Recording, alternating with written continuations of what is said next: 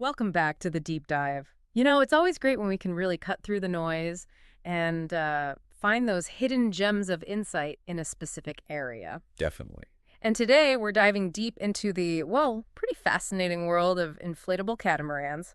We're really zeroing in on three big names: SmartCat, MiniCat, and Grabner. Yep, those are the main players for sure. So our info for this deep dive, it comes from a lot of research, mainly looking at what the SmartCat Sailing World TV YouTube channel put together feature-wise. Right, and mixing that with some real-world experience with these boats. Exactly. And our mission for you today is basically to give you a clear overview. Strengths, weaknesses, help you figure out what might actually work for your adventures. Or just satisfy some curiosity about these kind of unique boats. Precisely. So, okay, let's unpack this. Let's do it. We should probably start where every adventure with these things begins, putting them together and taking them apart. Oh yeah, the setup. That's crucial.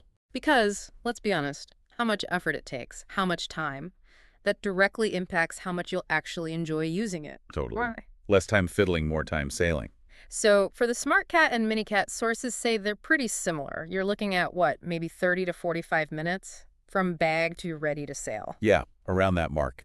And a key thing there is the trampoline, the net you sit on. Right. It's laced onto the frame on those models. Which isn't bad, but it definitely adds to the setup time. And here's a really critical point about the SmartCat specifically. It doesn't have a proper forestay. That wire supporting the mast. Oh yeah, the job sail actually does that job. It acts as the forestay. Which means you pretty much have to keep the jibe rigged all the time. Which can be a bit of a pain if you plan to leave the boat assembled on land for a while. You can't just drop the sails easily. Interesting. Now, how does the Grabner compare on setup? Well, it's a bit different. While the others aim for speed, the Grabner, it asks for a bit more patience. You're probably looking closer to an hour, especially the bigger ones. And that's because the structure needs really high tension for that rigidity it's known for. Right. That makes sense. But it often uses a grooved system for the trampoline attachment. Once you get the hang of it, that part can actually be quicker and maybe more practical than lacing. So it's a trade-off then. A bit more time up front maybe, but for a more solid feeling structure. Exactly. You're trading setup minutes for that renowned robustness. That really makes you think about priorities, doesn't it? Speed of setup versus, well, maybe a more involved process that gives other benefits. For sure. Okay, so beyond just getting it ready, what about the actual choices? The different models and, those tempting optional upgrades. Right. MiniCat, they have a pretty wide range. You've got the Gappy, the 310, 420, 460. Okay, quite a few. Yeah, but a word of caution from the sources. Watch out with the 420. Apparently, there are different versions floating around. Some don't even have a forestay, different sails, things like that. Good to know. And the Gappy and 310 models, the advice is generally to avoid them. Those 3.1 deal meter hulls are just considered a bit too short, not really optimal for this kind of boat. Okay, fair enough. And SmartCat? SmartCat's more focused right now, mainly offering 4.60 meter and 5 meter hulls. A bit similar lineup. Gotcha. So that brings us to those upgrades, like the carbon masts. This raises an important question, doesn't it? Are they actually worth the extra cash? That's the $1 million, well, maybe €1,000 question here. The value can be tricky. How so? Well, for a SmartCat, the carbon mast is about, say, €500 extra.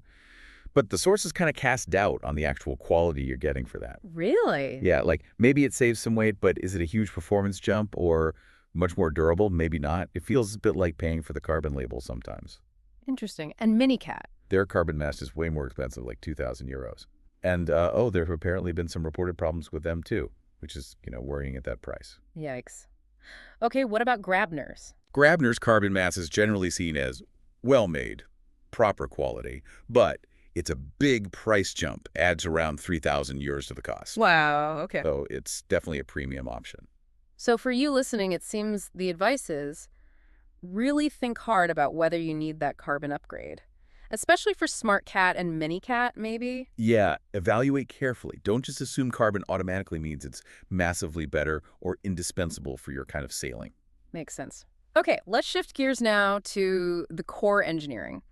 How these boats actually interact with the water. This is where it gets really interesting, I think. Absolutely. The design philosophies start to show. And Grabner really stands out here, doesn't it? With that modern wave-piercing bow. Super sharp. It cuts through the water really cleanly.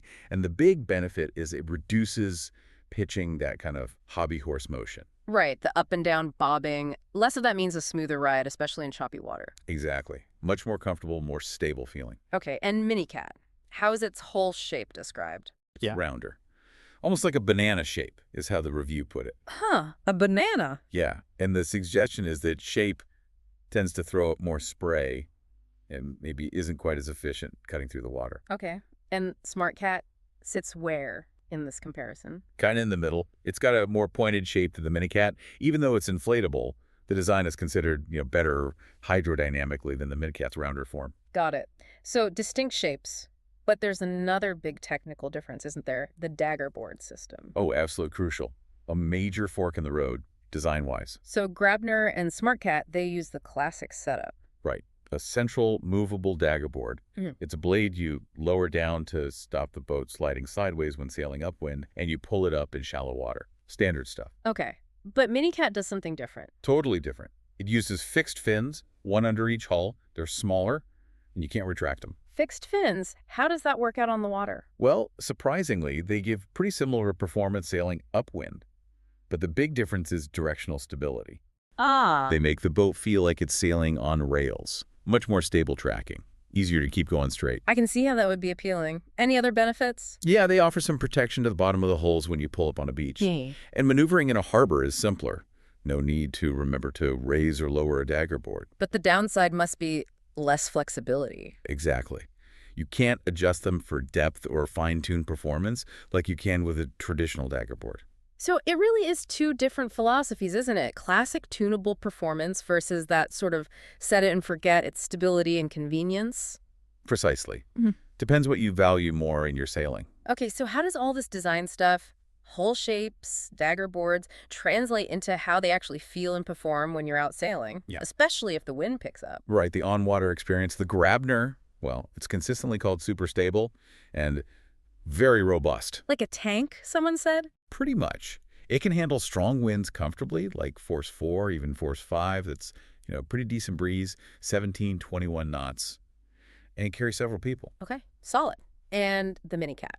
It's lighter.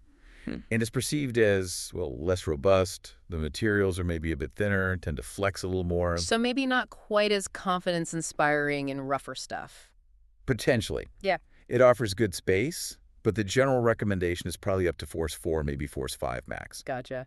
What about the Smart Cat? It gets praise for being robust for its weight, good performance overall, but the space is more limited. It's really ideal for maybe 2-3 people max, especially if you have gear. Okay. So different characters on the water. Definitely. But, it's so important to remember the human factor here. The skipper effect. Exactly. You could have someone who really knows what they're doing on a, say, theoretically less performant Smart Cat. And they can easily sail circles around a beginner on a tricked-out Grabner Hurricane. Your skill makes a huge difference. Absolutely. How well you learn your boat is key. Couldn't agree more. All right, let's talk about those practical things that often swing a big decision. Weight, price, and just how much stuff or people you can actually fit on board. Yeah, the nuts and bolts. Okay, weights first. Go for it. Smart Cat comes in as the lightest, somewhere between 47 and 51 kilos, roughly. Pretty light. Easy to handle on land, presumably. Definitely. Mini Cat's in the middle.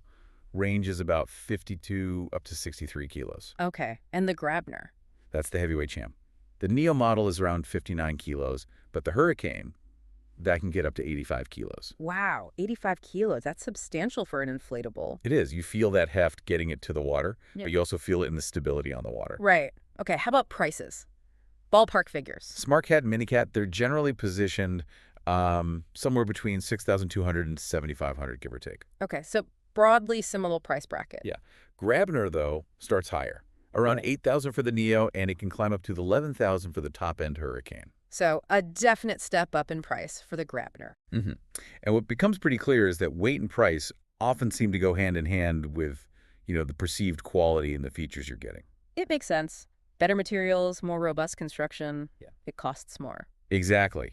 It's not just an arbitrary number. It reflects the engineering and materials involved. Okay, and what about onboard space? How much room do you actually have? Good question. Yeah. Big differences here, too. The Grabner offers a really nice large bow net. You can actually walk on it. Great for stowing gear or even letting a kid sit up front. So quite a bit of usable deck area. Yeah, definitely adds to the practicality. Mini Cat has a bonnet too, but it's smaller. More suited for like light bags, maybe a small child for short periods. Okay. And the Smart Cat? Interestingly, the Smart Cat doesn't have a bonnet at all. Really? None? Nope. So that's a definite compromise in terms of usable space if carrying gear or maximizing passenger room is important to you. Okay, that's a significant difference. Finally, let's touch on something crucial, but often forgotten until you need it. Customer service. Oh yes, after-sale support. Hugely important. What's the word on these brands? Let's start with Smart Cat and Mini Cat. Okay, the sources kind of group them together here. The service is described as okay. Just oh. Okay, yeah. But with a caveat that sometimes they can be difficult to contact. Not ideal. No. And it can lead to this feeling of being a bit, abandoned after you've bought the boat. Often means owners end up doing DIY repairs. Right. Imagine being on a trip, something breaks, and you can't easily get help. That okay service could mean a ruined holiday. Precisely. It forces you into fixing things yourself, maybe without the right parts or advice readily available. Okay, so how does Grabner compare on this front? Well, this is where Grabner apparently offers a completely different experience. Oh, how so? The source describes it as a complete package. They talk about easy contact, getting expert advice, and really well-done repairs. Even out of warranty. Yeah, even out of warranty, and Yeah. at fair prices too, apparently. It's presented as a really notable advantage. That sounds like genuine peace of mind, knowing you've got reliable backup. Absolutely. Yeah. It's not just fixing a part. It's having a partner for the long haul. A big plus. So wrapping this all up, what's the ultimate takeaway from this deep dive? Well, I think it's pretty clear there's no single best inflatable catamaran here. It's not that simple. Right. It seems like each brand has really carved out its own niche, targeting a specific kind of user. Exactly. Each one has its own reasons for being, its own appeal. If you're someone who really values lightweight, something essential, quick to get on the water, then the Smart Cat looks like your go-to. Maximum portability, maybe accepting a few compromises elsewhere. Yeah, maybe on that perceived top-tier quality or the after-sales support, you trade that for ease of transport. Okay. And the Mini Cat? Well, the Mini Cat stands out with those bright colors, the modern look, plus those practical fixed fins we talked about. Yeah, the on-rails feeling. Right. It could be a really good choice for, say, small families, couples who want something easy to handle and appreciate the aesthetics. Makes sense. And finally, the Grabner. The Grabner is, well, it's undeniably the most solid, the most stable, the most spacious. And it's backed up by that top-level customer service. But it's also the heaviest and the most expensive. Correct. So it's the ideal choice if you don't mind that higher investment. And what you're really seeking is top performance, long-term durability, and that excellent support network. So it really comes down to matching the boat to the sailor. Absolutely. Choosing one of these is kind of like a musician choosing an instrument. How do you mean? Well, there isn't one single best guitar, is there? There's the one that perfectly fits the musician's style, their genre, their skill level. That's a great analogy. So as you think about all this, consider what truly reflects your needs, what fits your budget, and maybe most importantly, what's your desire to actually learn and practice? Because that's how you'll get the absolute most out of whichever inflatable catamaran you choose. Because no matter how great the boat itself is. Right. The real magic happens when you actually sail it well.